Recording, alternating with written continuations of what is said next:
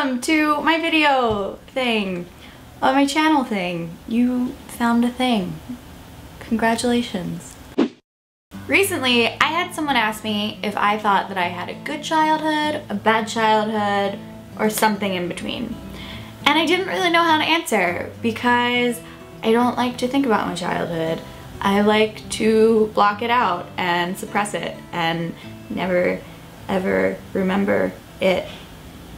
So for some reason, I thought that it would be a great idea to share some stories from my childhood with you guys and reflect back on how I think they have shaped me into the person that I am today. Yep. In kindergarten, I was a terrible child. Like, I was just the worst kid ever. At the school I went to, instead of detention, because you can't really give a 5-year-old detention, we had this thing called the wall, which was where instead of getting to play with all the other kids at recess, you would get put on the wall and you would have to stand up against the side of the school and just watch all your friends play without you. I went to a really f***ed up school. I never really recognized how f***ed up that is until I said it out loud. Wow. In kindergarten, I would get put on the wall like every single day, which I still contend was because my kindergarten teacher hated me. I don't know why. Maybe it's just because I'm so pretty and funny and she knew it and she hated me for it. I don't know. There's no telling. There's no telling. But this one time very specifically sticks out in my mind. I don't remember what soccer movie I had seen, but I got it in my head that I was gonna be a soccer player and I was gonna be a star and everyone was gonna love me and I was gonna be great at soccer. I went to a Catholic school where we all had to wear uniforms and there were these crew socks that you had to wear with your shorts, and I pulled my socks up so that they would look like the socks that soccer players wear. Do you know what I'm talking about? Yeah? So just picture a little 5-year-old kid, little cute little 5-year-old girl dreaming of being a soccer star. She pulls her socks up to her knees because she wants to be a soccer player, and that's how you become a soccer player, is you wear soccer socks. Duh. This teacher puts me on the wall for pulling my socks up. So I got punished. I had to watch all my other friends play soccer out there, but I got on the wall because I wasn't wearing my socks to regulation, and she wanted to crush my dreams. Well, you know what, Mrs. You did crush my dreams. You crushed my dreams of being a soccer player. And because of you, I never played soccer, and I was terrible at sports, and now I'm super unathletic and fat, and it's all your fault. Thanks. So I joined the Girl Scouts, and I was so excited, and when I was younger, really liked organized activities, and I loved badges and awards and learning stuff and just being part of a community, and I was so excited and it was awesome, and all the girls, I started making new friends because I wasn't popular. I actually got bullied a lot, but Girl Scouts kind of helped me not get bullied anymore, and it was great. And then the time came to do the cookie drive, whatever they call that, when the Girl Scouts sell their cookies. And we were raising money to go to Disney World. And I had never been to Disney World, and I was so f***ing excited. I was gonna go to Disney World. We were all gonna go to Disney World with our friends and our family. It was gonna be amazing. Like, what could be better to a little 8-year-old girl than to do a cookie thing with her Girl Scout troops and go to Disney World? Nothing. Nothing would be better than that. So we raised the money. We sell a ton of cookies. I mean, I ate so many goddamn tag-alongs, it was mind-blowing. We sell all of our cookies, we reach our goal, we're all so excited to go to Disney World as a troop, and then our troop leader vanishes. And what did she take with her? All of our money. Yep, my Girl Scouts troop leader stole all of our cookie money and left town.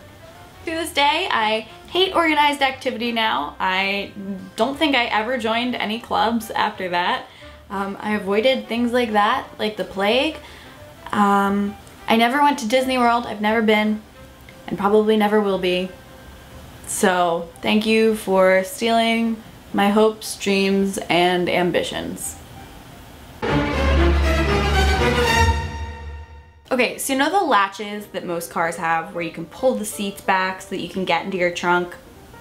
My cousin and I asked my uncle what those were for. He told us that they were ejecting seats so that he could eject annoying children from his car. And he had us completely convinced that if you press that button, we would go flying through the roof of the car and just come crashing back down to earth and splatter and die. And I gotta hand it to him, it was a really effective way to get us to shut up. But I went like an entire year of my life thinking that that was the ejecting button, that was the ejector button, and that I would die. So eventually my parents told me that that was not actually an eject button, and they folded the seat down and they showed me that there was nothing to worry about, and I was so pissed.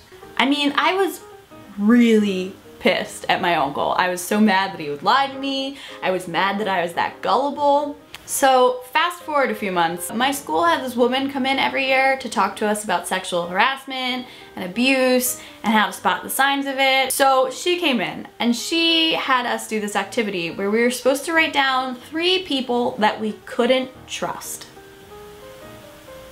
Yeah. So on the list, I think I wrote like, you know, lots of bad people like robbers and murderers. And then on the list of people that you couldn't trust, I put Uncle Tom. Because I was still mad about the ejecting seat. And I thought, you know, you can't trust him. That is not a trustful person. So this woman comes around and she's looking at all the papers and she goes to read everyone's and she's, you know, giving examples. And the second she reads Uncle Tom on my paper, all these red flags go off. Every teacher in the room is asking me why I can't trust him and what has he done? Did he touch you? And I had to explain, no, I just was really mad that he told me that this button would eject me from the car. Moral of the story, people I can't trust. My uncle, apparently. I'm really sorry, Uncle Tom.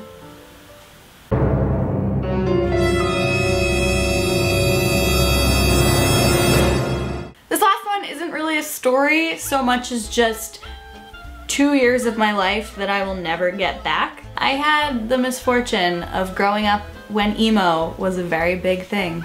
From the ages of 11 through like 13, I was incredibly emo and it was horrible. There are so many stories that I could tell you about this phase of my life that I could make an entirely different video about it. Maybe I'll do that. But in the meantime, I'm just gonna leave you with these pictures of me as an emo kid. Wow. Really bad. Oh my god. It was so horrible. If you're ever feeling bad about yourself, just remember that this can turn into this.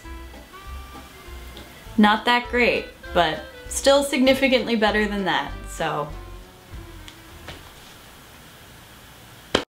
Yeah, those were a few stories from my childhood that I think have helped shape me into the cynical, bitter, sarcastic, anxiety-ridden person that I am today. Yay!